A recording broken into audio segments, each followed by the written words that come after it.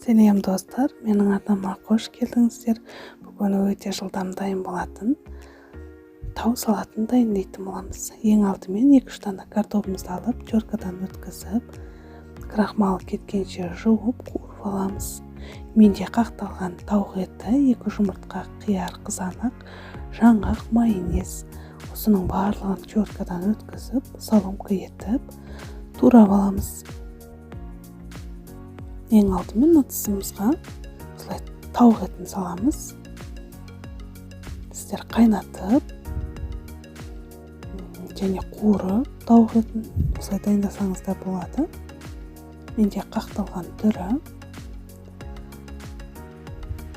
және оның үстінен қиярымызды, майонезімізді сеуіп, барлығын дәл осы видеодағыдай кезекпе-кезек салып отырамыз.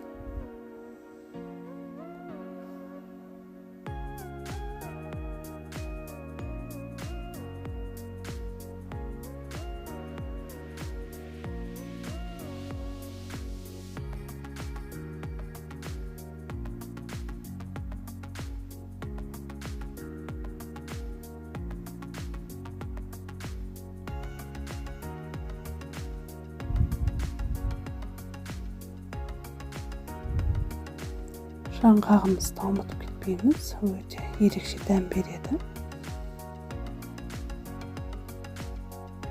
Оның үстінен де майонезімізді сеуіп,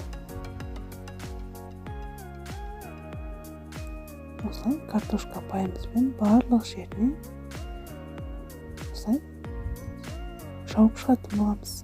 Осылайша біздің салатымыз дайын. Достар, видео ұнаса лайк басып, өз пікірлеріңізді қалдыруды ұмытпаңыз.